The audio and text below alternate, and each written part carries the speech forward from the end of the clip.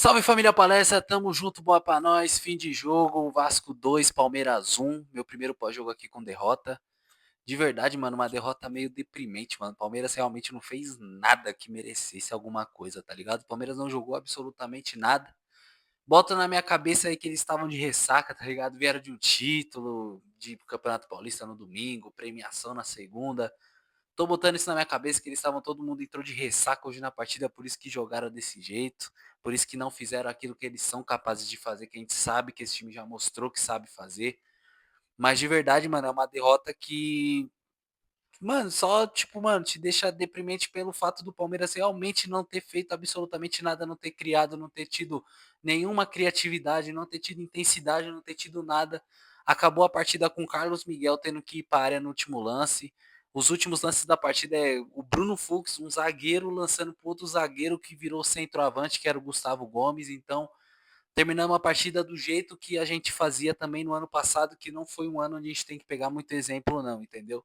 Mas foi um jeito, foi uma derrota deprimente por conta desses fatores. O Palmeiras realmente não fez nada na partida, entendeu? Desde o primeiro tempo, na verdade, no primeiro tempo o jogo estava muito ruim para os dois lados. Tanto o Vasco como o Palmeiras estavam machucando a bola, tava um jogo horroroso. Um jogo péssimo, tá ligado? Onde tava parando tudo com faltinha, um jogo realmente muito ruim.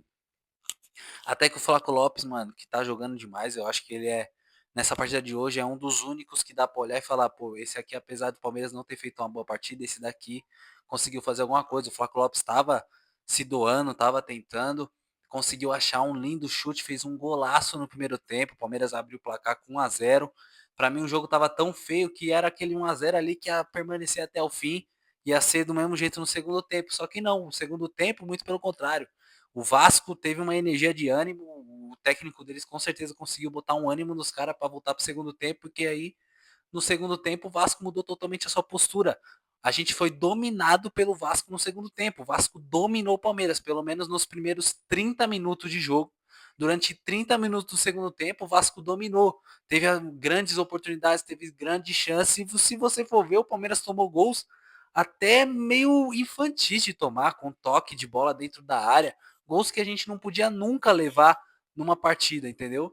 Gols infantis que tomamos o 2-1 e tomamos a virada e o Vasco fez merecidamente. O Vasco, pelo menos no segundo tempo, fez uma partida digna de ter vencido hoje, igual venceu muito merecidamente. Muito merecidamente. O Vasco realmente foi muito bem e dominou a gente. E aí, depois que tomamos o 2-1, acho que até o próprio Vasco deu uma descida no pé. Palmeiras fez as mexidas, colocou Alan, colocou o Luiz de Sono. De verdade, para mim, eu não entendo a entrada do Luiz. O Luiz, para mim, não muda nada na partida, mas tudo bem. Entrou o Luiz de Sono, entrou o Giai. Por falar em Giai, mano, a lateral direita nossa é o que preocupa, porque o Vasco no segundo tempo dominou. Mas o Kelvin, mano. Kelvin do céu, mano. Kelvin. É que eu prefiro ainda acreditar em alguns jogadores do Palmeiras. O Kelvin é um jogador que não me agrada tanto, mas é que eu prefiro ainda acreditar na evolução dele. Mas é um lateral que, mano, é difícil você defender. Porque, mano, hoje, por exemplo, ele tentou 3 canetas no campo de defesa. Ele errou as 3, mano. Ele tentou 3 vezes da caneta, errou as 3. Tá ligado? Virou uma avenida ali do lado dele. Toda vez, mano. Toda vez o jogador do Vasco ali passava numa facilidade. A lateral direita virou uma avenida. O Vasco atacava como queria ali.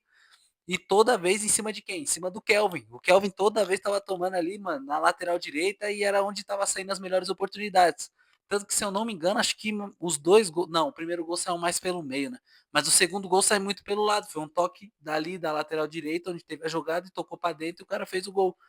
Então, velho, é muito preocupante. Entrou o Giai, aonde deu uma melhorada, mas também o Vasco desceu o pé, então não dá para dizer também que, uau, melhorou muito a entrada do Giai, muito melhor que o Kelvin, não. Mas depois que entrou o Kelvin, ali a lateral direita parou de virar uma avenida, a gente conseguiu algumas jogadas de ataque, mas nada que tenha sido muito efetivo, que o Palmeiras tenha realmente se esforçado. Teve uma chance ali muito clara com o Alan, onde o Gomes dá uma casquinha e o Alan na frente do goleiro do Vasco, o Léo Jardim, mas o Léo Jardim saiu muito bem e fez a defesa. Mas de verdade não teve nada na partida que você olha e fala, mano, o Palmeiras merecia ter conseguido pelo menos um empate. Não, o Palmeiras não mereceu. Foi uma partida onde o Vasco mereceu muito essa vitória, tá muito de parabéns. Agora o Palmeiras é vice-líder do Campeonato Brasileiro, desceu uma casa, o Vasco não, desculpa, o São Paulo vira líder do campeonato. Mas todo mundo já sabe, né? São Paulo hoje em dia é cavalo paraguaio. Subiu, daqui a pouco desce. Mas mesmo assim é pontos preciosos, porque lá na frente faz uma falta esses pontos. É que nem no campeonato do ano passado, a gente perdeu por conta de 3 pontos, que a gente não foi campeão brasileiro. O Flamengo foi campeão com 3 pontos na frente. Aí a gente lembra de derrota pro Bahia dentro de casa, a gente lembra para pontos perdidos contra a Vitória, empate dentro de casa, Fluminense, empate dentro de casa. Então são pontos que às vezes a gente faz uma faltinha lá na frente, porque se a gente tinha aberto o placar, sair pelo menos com um empate hoje, era era só pelo menos segurar um pouco mais a partida para pelo menos sair pelo menos com um empate, um ponto, seria muito bom hoje fora de casa.